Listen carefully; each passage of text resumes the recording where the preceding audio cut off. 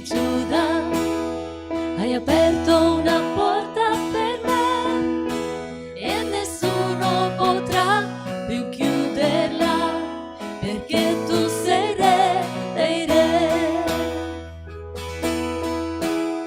Leone della tribù di Giuda, hai aperto una porta per me e nessuno potrà più chiuderla, perché tu sei re dei re. Ed io entrerò e la tua gloria vedrò, ed io entrerò ed un risveglio avrò. La mia vita si incenderà per te e brucerò di un amore intenso per te.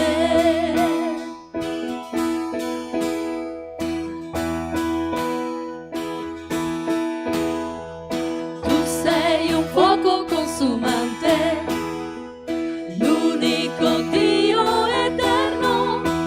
Ai tuoi piedi mi prostro tremante, gridando che sei il mio re. Tu sei un fuoco consumante, l'unico Dio eterno. Ai tuoi piedi mi prostro tremante, gridando che sei il mio re. Proclamerò che solo tu sei il Signore, adorerò baciando i piedi tuoi. La mia vita si incenderà per te e brucerò di un amore intenso per te.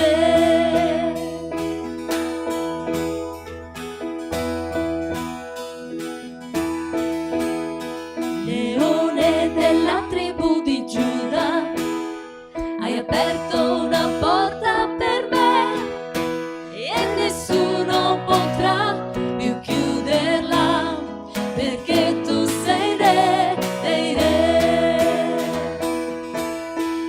Ed io entrerò e la tua gloria vedrò, ed io entrerò ed un risveglio avrò. La mia vita si incenderà per te, la mia vita si incenderà per te, la mia vita si incenderà per te e brucerò, e brucerò, e brucerò, e brucerò, e brucerò, e brucerò, e brucerò di un amore intenso per te.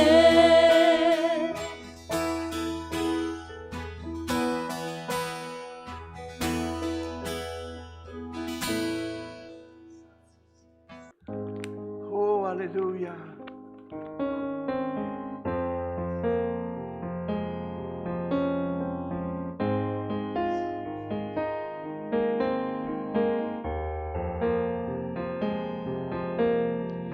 Anche se attraverserò le acque tempestose, io non temerò, non temerò. Anche se camminerò in mezzo alle fiamme, non avrò paura, avrò paura. Nessun'arma fabbricata contro di me riuscirà, riuscirà. Hai dato Gesù come prezzo per il mio riscatto, riscatto. Il tuo nome invocherò in ogni tempo, confiderò. Tu sei il mio aiuto, la mia salvezza, la sicurezza dei giorni miei. In te io vinco le mie battaglie, con te io muovo le montagne, sempre al sicuro mi fai abitare e fino alla fine avrai cura di me, di me, oh, di me, oh.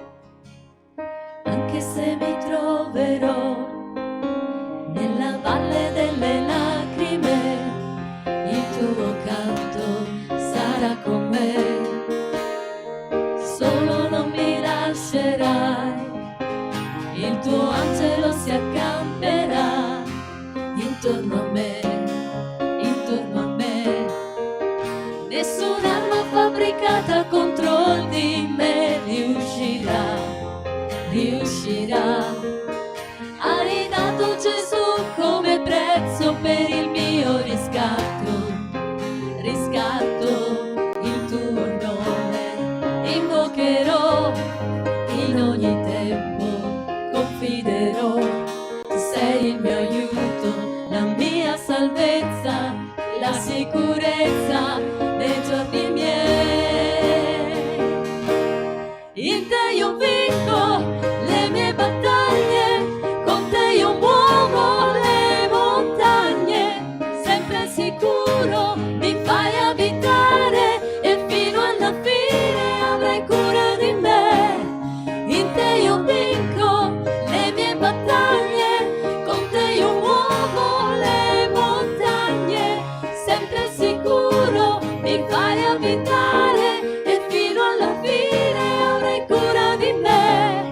In te io vinco le mie battaglie, con te io muovo le montagne, sempre sicuro mi fai abitare e fino alla fine avrai cura di me.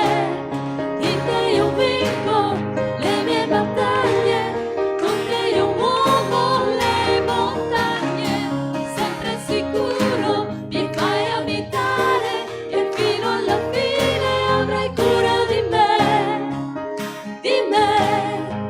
oh, di me, oh, di me, oh, di me, oh.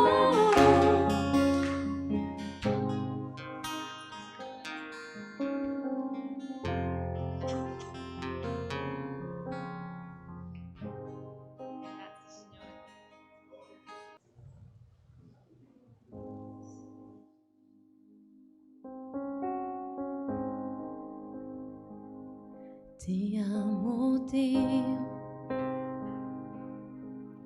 la tua grazia mai mi manca,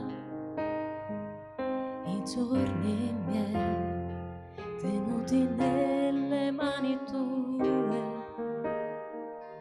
dal momento in cui mi sveglio al calare della sera, io canterò della tua bontà. Nella mia vita sei fedele, nella mia vita sei così buono, nel respiro più profondo io canterò della tua bontà.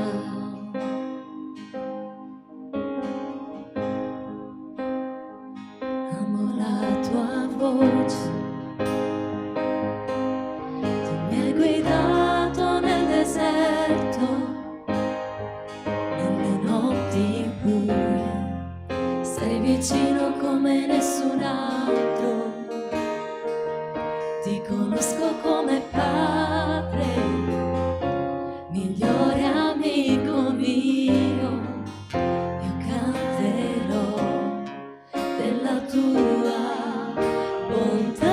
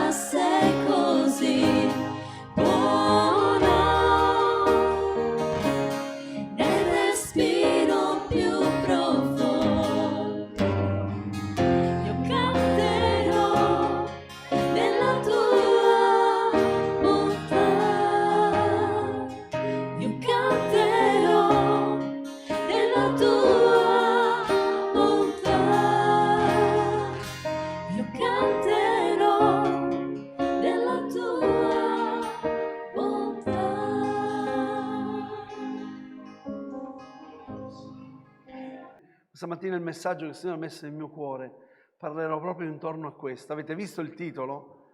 Pensate, io dovevo fare il concerto, dovevo pensare a cosa, e poi dovevo pensare a cosa predicare domenica. Il Signore ha messo un pensiero nel mio cuore in modo particolare. Bene, vorrei un attimino soltanto che potreste chiudere i vostri occhi, abbassare il capo, perché vogliamo pregare per Jasmine, la sorella di Nazima, una delle sorelle di Nazima. Vogliamo pregare, il Signore conosce ogni cosa, sa ogni cosa. Noi la vogliamo presentare al trono della grazia di Dio. Amen. Gloria al tuo nome. Signore, grazie perché possiamo venire a te. Ti vogliamo presentare questa donna, Signore. Signore, tu conosci ogni cosa, conosci la sua vita. Signore, noi vogliamo proclamare una salvezza nella sua vita, una guarigione nel suo fisico. Te lo chiediamo nel nome di Gesù, che lei in questa situazione, attraverso questa circostanza, possa sperimentarti, possa sperimentare l'Eterno che guarisce, Gesù il liberatore, il guaritore. Grazie Padre, confidiamo in te, ci aspettiamo un miracolo, una parola che viene dal tuo trono. Grazie nel nome di Gesù. Amen. Gloria a Dio. Voglio ricordarvi martedì sera gli incontri nelle famiglie, come state facendo? Mandate ogni martedì come fate, mandateci le foto, così io come pastore vedo a chi pecora non va che devo inseguire. No, perché mi piace vedere comunque un gruppo che si riunisce. Mi fa piacere anche sapere che ci sono delle pecore che vanno all'incontro di preghiera. Amen. L'abbiamo fatto per questo. Questa mattina c'era molta nebbia perché stiamo andando incontro adesso. Pensate poi venire qui. Giovedì sera rimaniamo sempre che un giorno alla settimana ci incontriamo qui e giovedì sera faremo ancora uno studio o quello che il Signore ci darà da fare. Per quanto riguarda l'offerta non fatele mancare, mi raccomando, perché guardate che questi incontri che noi abbiamo avuto ovviamente ci sono delle spese da sostenere. Ieri il teatro, quando abbiamo pagato quel teatro, Carlo? Ah, niente ancora, ok. Ci faranno sapere, ok. Ok, siamo sereni, ok, va bene. Però ovviamente sapevo che era 700 più IVA, 750 più IVA, poi comunque siamo stati bene, vero? Ecco, gloria a Dio. Dio provvederà. Voglio ringraziare il Signore anche per qualche offerta che è arrivato non dai fratelli della Chiesa, ma fuori qualcuno ci ha fatto qualche offerta. Anche la banca che noi abbiamo il conto della banca, ci ha donato 500 euro per i concerti.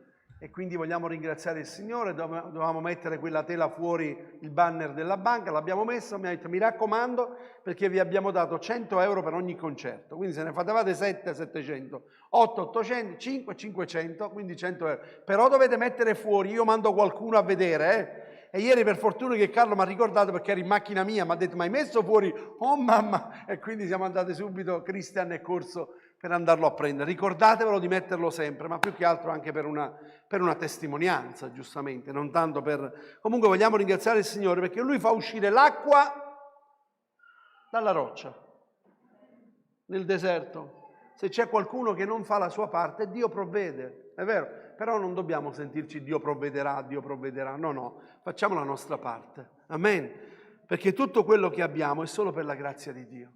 Amen. Mi sembra che non debba dire altro perché mi sono scritto tutto qua sopra. Ok, bene. Adesso vogliamo rivolgerci alla parola di Dio. Quanti sono qui per un messaggio da parte di Dio? Alleluia, gloria a Gesù. Il messaggio che avevo preparato, vedete, la fragilità dell'uomo. Quanti si sentono fragili? Quanti riconoscono di essere fragili? Per la grazia di Dio abbiamo esempi nella parola di Dio, di grandi uomini di Dio che erano fragili, che c'era una fragilità. Siccome che noi oggi siamo abituati, ma non solo oggi, abbiamo sempre, avuto un insegnamento che ogni cosa bisogna meritarselo. La meritocrazia si chiama, no? Vedete come parlo bene stamattina? La meritocrazia.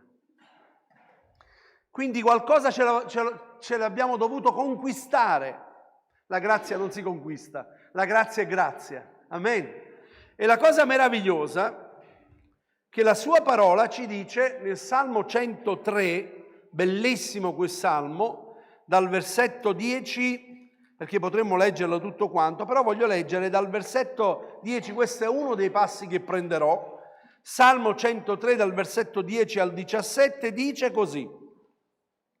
Questo è uno dei salmi che io imparai in memoria quando avevo 8 anni, bellissimo, lo recito sempre.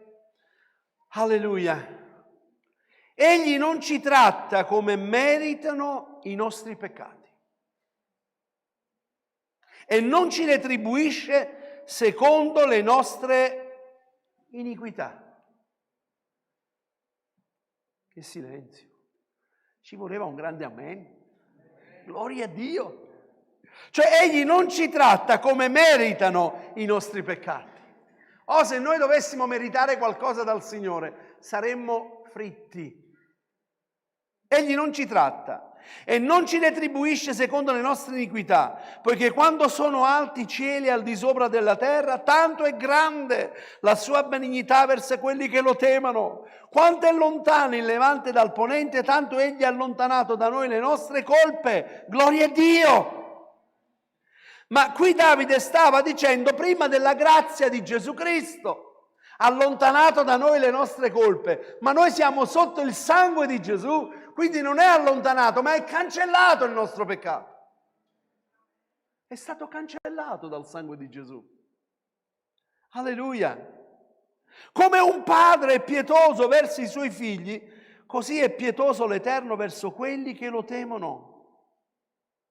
Poiché Egli conosce la nostra natura e si ricorda che noi siamo polvere.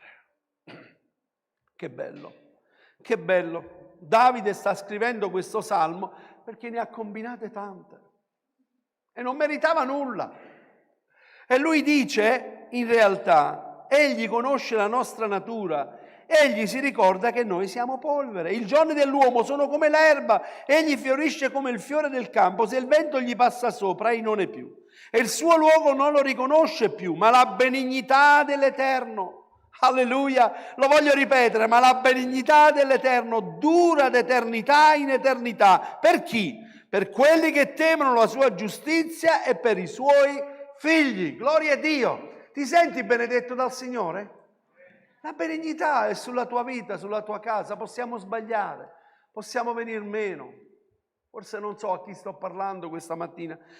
Io non so voi, ma più delle volte mi sento condannato per certe situazioni, ed è giusto comunque che lo Spirito Santo ci metta in evidenza degli errori nella nostra vita. È giustissimo che Lui ci richiama e ci fa pesare i nostri errori, però abbiamo la grazia, accostiamoci dunque al trono della grazia, perché Egli è fedele e giusto da rimettere i nostri peccati. Gloria a Dio, c'è una grazia aperta, c'è qualcosa di meraviglioso. Ora nella scrittura, come anche ho detto, dicevo giovedì allo studio, parlando di Mosè, ho letto un verso della scrittura in Esodo al capitolo 14, ho letto dal versetto 9. Gli egiziani li inseguirono con tutti i cavalli, i carri, i faraoni, i suoi cavalieri e il suo esercito ti raggiunsero quando erano accampati presso il mare vicino a Bit Hairot, di fronte a Baal Tesfor. Mentre il faraone si avvicinava, i figli di Israele alzarono gli occhi ed ecco gli egiziani marciarono contro di loro, per cui ebbe una grande paura. I figli di Israele gridarono all'Eterno e dissero a Mosè: perché non c'erano tombe in Egitto? Che ci hai condotti a morire nel deserto? Perché hai fatto questo con noi? Di farci uscire dall'Egitto? Non era forse questo di cui ti avevamo parlato in Egitto dicendo: lasciaci stare così potremmo servire gli egiziani? Poiché sarebbe stato meglio per noi servire gli egiziani che morire nel deserto. Ma Mosè disse al popolo: ascoltate, guardate le parole di Mosè, guardate com'è forte Mosè agli occhi degli uomini, guardate come lui insiste, come mette in azione lo spirito dentro di sé. Non temete, state fermi e vedrete la liberazione dell'Eterno che Egli compirà oggi per voi. Poiché gli egiziani che oggi vedete non li vedrete mai più. Lui sta urlando, sta dicendo: non temete, abbiate fede nel Signore. L'Eterno combatterà per voi e voi ve ne starete tranquilli. Bellissimo fin qui, vero? Meraviglioso. A volte anche noi diciamo a qualcuno quando sta passando un momento difficile: non ti preoccupare perché il Signore fa, non temere perché il Signore farà. Poi c'è un verso successivo che io ho detto: ma da dove viene fuori questo verso? Mi sembra che ci manca qualcosa, ci manca, è saltato qualcosa di cui non riesco a comprendere. Ma lo Spirito Santo mi ha fatto comprendere che il cuore dell'uomo è fallace. Perché dice: quindi l'Eterno gli disse a Mosè, cioè dopo che Mosè disse tutte queste parole, non è che l'Eterno, bravo Mosè, hai fatto bene, bravo, una pacca sulla spalla, hai fatto bene, hai parlato nel mio nome. Gli dice: ma perché gridi a me? L'Eterno disse a Mosè: perché gridi a me? Dì ai figli di Israele di andare avanti. Che cosa stava succedendo? Che quello che era intorno a lui, quello che lui poi stava vedendo, lo ha atterrato. E allora lui, non lo so, ho pensato io, perché non lo troviamo scritto, ognuno poi si sbizzarrisce come vuole. Ma Signore, per favore rispondi. Ma Signore, non vedi? Ma se tu gli hai detto non temete, andate avanti perché Dio lo farà, per qual motivo ci tiriamo indietro? Quante volte noi ci siamo tirati indietro quando abbiamo detto qualcosa? Quando abbiamo visto qualcosa, quando siamo usciti fiduciosi, magari stavamo andando a farci degli esami, eravamo convinti, il Signore, poi ci hanno dato quell'esito negativo. E allora abbiamo detto: Signore, non ho capito qualcosa. Siete d'accordo con me oppure no? La fragilità. In Marco capitolo 2, versetto 8, troviamo scritto così: ma Gesù, avendo subito conosciuto il suo spirito, nel suo spirito, che ragionavano queste cose dentro di sé, disse loro: perché ragionate voi queste cose dentro i vostri cuori? Guardate, fratelli, che Dio non ha bisogno che noi proclamiamo, che noi apriamo la bocca per parlare. Lui legge i nostri pensieri, Lui legge i nostri cuori e Lui sa quello che passa dalla nostra mente. Lui sa quello che diciamo, quello che affermiamo. A volte noi con la bocca diciamo certe cose, ma con il cuore no, non è così. Eppure il Signore ci dice: se voi mi cercate con tutto il vostro cuore, io mi lascerò trovare da voi. Il cuore deve essere unito con la mente. Io credo, io sono persuaso, io sono convinto che il Signore lo farà. Costi quel che costi. Non lo so perché non lo vedo ancora. Un insegnamento meraviglioso. Romani capitolo 8, versetto 27 dice: a colui che investiga i cuori conosce quale sia la mente dello Spirito, poiché egli intercede con i santi, per i santi, secondo Dio. Lui legge nei nostri cuori. Investiga i cuori. Alleluia. C'è un passo nella scrittura anche che volevo leggere con voi. Si trova in Esdra, un'altra esperienza. Ho voluto prendervi alcuni passi, alcuni esempi della scrittura come Mosè. Adesso voglio parlarvi di Esdra.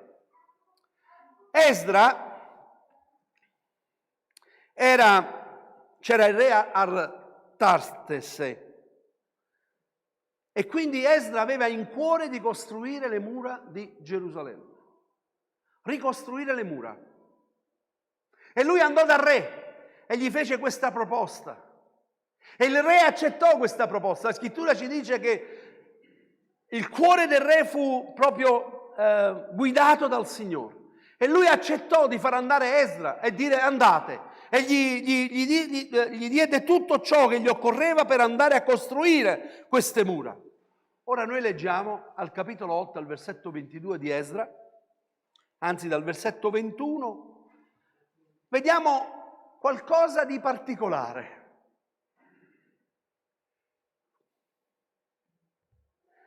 Sai, o re Astartese, Noi abbiamo in cuore di costruire, il Signore sarà con noi, il Signore ci guiderà, il Signore ci proteggerà, il Signore ci difenderà dai nemici, dagli attacchi dei nemici. Allora il re gli dice: ok, andate, non vi preoccupate. Là presso il fiume, versetto 21, Ahava, io proclamai un digiuno per umiliarci davanti a Dio, per chiedergli un viaggio sicuro per noi, per i nostri bambini e per tutti i nostri beni. Infatti io avevo vergogna di chiedere al re una scorta di soldati e cavalieri per difenderci lungo il cammino dal nemico. Perché? Perché? Perché avevamo detto al re: la mano del nostro Dio, alleluia, è su tutti quelli che lo cercano per il loro bene, ma la sua potenza e la sua ira sono contro quelli che lo abbandonano. La mano del nostro Dio, così digiunammo, invocammo il nostro Dio per questo motivo, ed egli diede ascolto alla nostra preghiera. Cioè lui vide il pericolo, vide la situazione intorno a sé, dice: adesso ho vergogna di andare dal re e dire: re, dammi la scorta. Mandami a coprire. Come faccio? Se io gli ho detto che il Signore è con noi, come faccio? Ti sei mai trovato in questa situazione? Ti sei mai trovato da essere certo che il Signore era con te, che il Signore è con te? Magari l'ha detto anche agli altri, magari l'ha detto a un collega di lavoro, magari l'ha detto a qualcuno: il Signore è con me. E poi stai passando la valle dell'ombra della morte. Ti sembra quasi rimangiarti le parole. Come faccio ad andare dal re a dire, se io gli avevo detto che il re è con noi? Vedete, fratelli, perché questo messaggio questa mattina? Perché io questa mattina voglio in qualche modo dirvi che nessuno di noi è perfetto e che nessuno di noi può essere un esempio di fede. Io non ne ho conosciuti. Ho visto sempre che, anche se ci sono stati uomini straordinari, lo stesso mio papà, mi sentite sempre predicare per mio padre, l'esempio, ma anche lui ha avuto dei dubbi, dei momenti difficili. I seguaci di Dio non fecero delle cose terribili? Questi personaggi li troviamo tra gli eroi della fede. Così è stato scritto al capitolo 11 degli Ebrei, scusatemi. Capitolo 11 degli Ebrei, noi troviamo scritto lì sopra, è stato messo, ovviamente non è stato, è stato aggiunto nella versione dei 70. Questo è senz'altro vero, mi sono scritto. La Bibbia racconta delle azioni veramente scioccanti di molte persone. Infatti è difficile pensare di un personaggio importante della Bibbia di cui non è raccontato qualche sbaglio, naturalmente tranne Gesù. A Gesù non vediamo che dopo che ha pregato dice: Signore, perché non rispondi a questa... E Dio gli dice: perché Gesù ti rivolgi a me? Non lo vediamo. Naturalmente tranne Gesù. Guardate, Adamo ed Eva mangiarono la frutta proibita. Noè si ubriacò.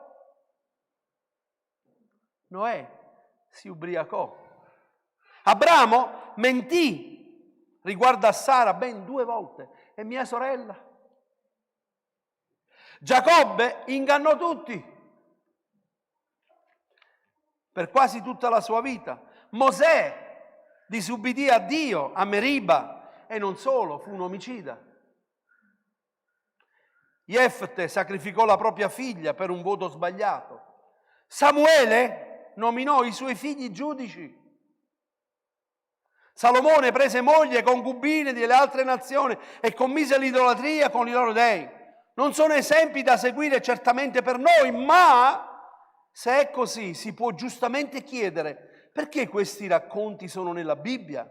Quale insegnamento possiamo prendere dai racconti della nostra vita? ci sono diverse considerazioni da fare. La prima considerazione è questa: la Bibbia non contiene delle biografie che esaltano persone per dimostrare che erano perfette. La Bibbia racconta la verità sulla vita e delle persone e deve includere anche le loro imperfezioni. Un libro in cui tutti i personaggi sono perfetti sembrerebbe un romanzo e non è la vera parola di Dio. Dio non ci nasconde niente di nessuno. Impariamo che Dio può usare persone imperfette per compiere i suoi propositi. Dio sceglie le persone non qualificate per qualificarli. Potevamo avere maestri di musica? Sì. Potevamo avere dei grandissimi musicisti? Sì. Dei grandissimi cantanti? Sì. Ma Dio ha scelto te. Ha scelto te che magari non ti sentivi neanche di metterti dietro a una tastiera. Ma Dio ti ha scelto.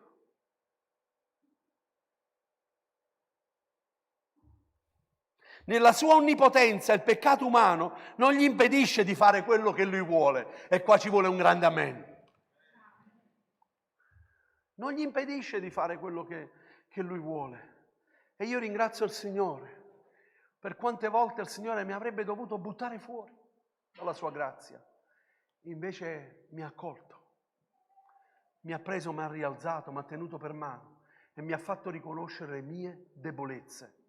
E l'Apostolo Paolo ha dovuto dire: quando sono debole, allora sono forte. Perché è facile che noi poi ci iniziamo a montare la testa. Ah, sai io. Non solo, Dio può usare le persone imperfette, preferisce usare le persone deboli. Questo è perché in questo modo tutta la gloria va a Lui. Tutta la gloria va a Dio. Se ieri abbiamo gioito, le persone hanno applaudito, sono stati felici, sono stati con noi, è perché la gloria va a Lui. Tutta la gloria va a Lui. Questo è perché in questo modo tutta la gloria va a Lui. Se tutte queste persone imperfette potessero salvare il popolo di Dio, doveva essere Dio che agiva, perché quelle persone non erano affatto capaci. Non erano capaci. 12 apostoli, ditemi la verità. Su, fratelli, chi avrebbe scelto quei 12 apostoli? Chi li avrebbe scelti? Ma Gesù non era salito per pregare prima di sceglierli? E si è sbagliato? Si sbaglia Gesù? Si è sbagliato il Signore a sceglierti? Si è sbagliato Dio a sceglierti? No. Lui non si è sbagliato. Noi siamo lavori in corso. Noi siamo sulla via della salvezza. La cosa meravigliosa, sapete qual è? Bellissima, che Dio ci ha inseriti nel suo corpo. E il corpo di Cristo siamo noi. Ognuno di noi. Non è bello sentirti quando ti trovi in una situazione difficile, dove magari tu anche hai sbagliato, che qualcuno ti tende la mano e ti tira su e ti abbraccia e ti dice: coraggio fratello, andiamo avanti. Coraggio sorella, andiamo avanti. Questa è la Chiesa del Signore. Io non ho visto nessuno, o meglio, se voi mi potete dare una spiegazione, magari forse avete qualche insegnamento particolare riguardo alla vita degli apostoli, in modo particolare stamattina voglio dirvi di Pietro. Vi è noto che qualcuno è andato da Pietro e ha detto: Pietro, ma che caspita hai fatto? Guardate che quello che Pietro ha fatto non è una roba semplice. Io lo dico sempre, se lui fosse vissuto ai nostri giorni l'avrebbero cancellato da tutti i libri delle chiese locali, da ogni registro di membro di chiesa. Tu hai rinnegato il Signore, tu hai detto che non lo conoscevi, sei stato 3 anni con Lui. Oh! Ma ti rendi conto? Hai camminato sulle acque, sei andato sul monte della trasfigurazione, hai visto Gesù trasformato. Tu hai visto la gloria di cose che noi non abbiamo visto, l'hai visto tu e tu dici non l'ho mai visto, non sono mai stato con lui.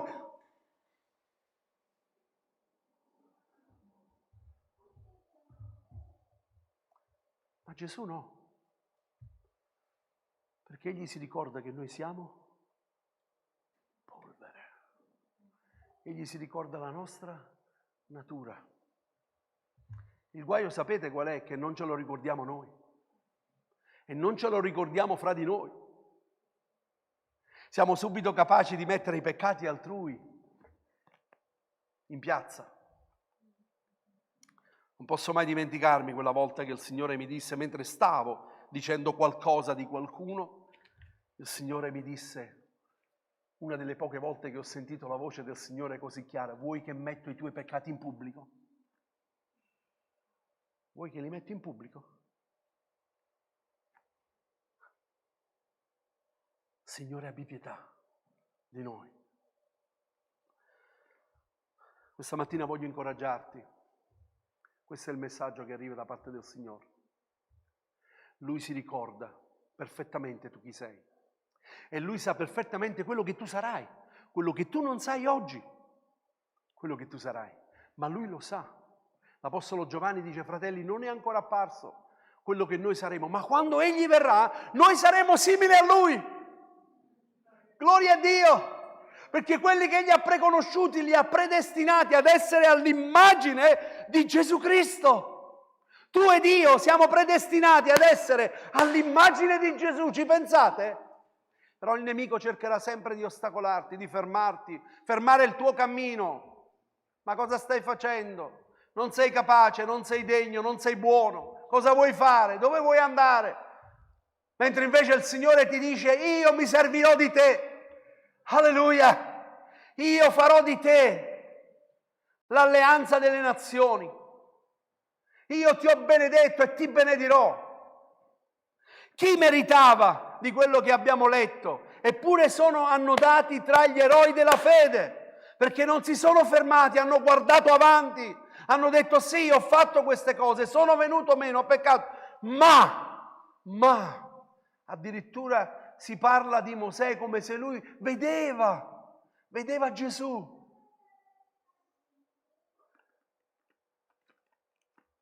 Egli non ha accettato di stare lì in Egitto e godere dei beni, dice la scrittura, ma ha voluto continuare il cammino, la corsa. Alleluia, pur venendo meno. Però vedete cosa ha fatto il Signore?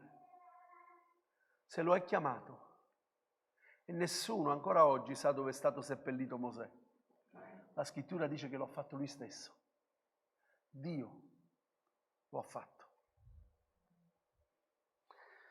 Io voglio dirti questa mattina, colui che ha iniziato un'opera in te la porterà a compimento. Non la porterai tu a compimento, non la porteremo noi con il nostro modo di fare, i nostri pensieri, perché noi oggi siamo forti, domani mattina siamo sottoterra. Oggi diciamo dammi una leva che salverò il mondo, domani mattina starò sottoterra. Invece voglio dirti una cosa, io voglio dire come dice l'Apostolo Paolo, io so in chi confido. Io so in chi confido e io so che colui che mi fortifica è più forte di qualsiasi cosa. Io so che Lui supera ogni circostanza nella mia vita. Lui mi ha promesso che sarebbe stato con me fino alla fine dei miei giorni. Tutto quello che Lui vuole da ognuno di noi è che noi riconosciamo di essere peccatori salvati per grazia e che noi possiamo andare a Lui a poter chiedere perdono al Signore, però possiamo dire al Signore, Signore, io so che Tu hai preservato per me delle grandi benedizioni. Signore, usati di me. Quanti questa mattina vogliono dire, Signore, usati di me? Signore, continua a usarti di me. Magari sono fallace, ma Signore, usati di me. Pietro ha dovuto dire alla fine, Signore, Tu sai, Tu conosci ogni cosa. Tu mi conosci. Tu sai quello che io sono in grado di prometterti e non prometterti. Tu mi conosci, Signore. Conosci le mie debolezze. E Dio gli disse, pasci i miei agnelli. Noi non gli avremmo affidato più niente, assolutamente. Ma voglio dirti questo, che il dono che Dio ti ha dato è senza pentimento. Dio non si pente del dono che ti ha dato, perché Lui quando fa qualcosa sa quello che fa. Dio non si è pentito di nessuno, tranne il figliuolo della perdizione, perché uno di loro doveva tradirlo, ma fino alla fine il Signore lo ha amato, dice, li amò fino alla fine, e gli ha dato anche quel boccone, vi ricordate, no? All'ultima cena, quello che era più caro, il Signore glielo dà e disse, quello che devi fare, fallo presto. Abbiamo un Dio grande, fratelli. Questa mattina io voglio parlarti dell'amore di Dio. Non so se hai compreso il messaggio, quello che voglio dirti. Dio non si aspetta nulla da te. Tu non devi guadagnare per meritocrazia la grazia di Dio. Lui ci ha graziati. Lui ci ha fatti i suoi figli. Lui ci ha fatto entrare nella sua famiglia meravigliosa. E tu ed io siamo fratelli in Cristo e vogliamo servire il Re dei Re. La Chiesa di Marostica deve essere una Chiesa vittoriosa, una Chiesa che si ama, una Chiesa che si rispetta l'uno con l'altro, una Chiesa che si fortifica l'uno dell'altro. È stato bello vedervi ieri cantare, io ero lì, ero così gioioso vedere la Chiesa che il Signore mi ha dato, un gruppo che lodava il Signore. Mi sono sentito così e guardate che siccome che una buona parte, anzi più di una buona parte, viene già detto durante i canti, durante chi ha recitato, Arianna ha recitato quella lettera che ha scritto e l'altro, io vado e dico, adesso cosa dico? Non avevo più parole da dire in realtà e quindi ho aggiunto qualcosa, però la testimonianza l'avete data voi. Ognuno di voi ha dato la testimonianza, mentre cantava, mentre lodava, mentre eravamo lì. C'era qualcuno che era parte di una chiesa cattolica, non so cos'era, all'interno di questa chiesa, si è avvicinata a me e ha detto anche noi vi vogliamo anche noi, parlerò con il sacerdote, parlerò con il prete, perché vi vogliamo con noi, parlerò con loro, perché questa sera sono stato grandemente benedetto. Questa è la cosa meravigliosa. Amen. Quando quella persona a Marostica, quel mio amico che ha il negozio a Marostica, ha detto la vostra testimonianza, perché voi fate del bene nella nostra città. Voi fate del bene. Qui ci sono 100 euro per la corale. Sono 100 euro benedetti. E questo è quello che noi vogliamo sentire. Noi vogliamo sentire che gli altri ci apprezzano per quello che noi facciamo per l'opera di Cristo. Amen. E tu sei parte integrante di questo. Sei importante per questa comunità. Sei importante nel piano di Dio. Guardate che Davide viene esaltato, il re di Israele, ma guardate quando scrivono chi combatteva con Davide. Chi erano i guerrieri che erano vicino a Davide? Importante. Davide era quello che era perché vicino a lui c'erano coloro che combattevano con lui per l'opera di Dio. Alziamoci in piedi. Gloria al tuo nome, Signore. Alleluia, gloria a Gesù.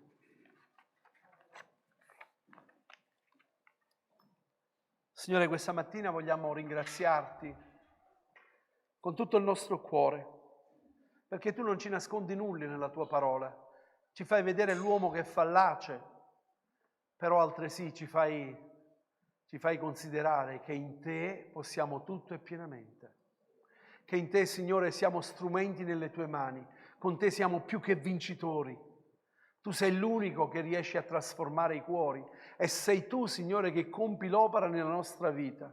Sei tu che hai preparato per noi le opere affinché noi le portiamo a compimento e noi siamo onorati di servirti. Signore, questa mattina se c'era qualcuno scoraggiato in mezzo a noi, qualcuno che si sentiva appesantito per qualcosa che ha fatto, questa mattina tu hai parlato in modo particolare, Signore, della debolezza dell'uomo. Siamo tutti fragili, Signore, siamo tutti mancanti, però grazie perché abbiamo Gesù che intercede per noi, è presso il trono della grazia e noi ti ringraziamo, Signore, perché siamo realmente amati da te. Tu ci ami di un amore eterno, Signore. Fa che questa mattina ognuno di noi possa uscire da questo luogo con questa consapevolezza che siamo amati da te e che tu, Signore, non hai sbagliato a sceglierci.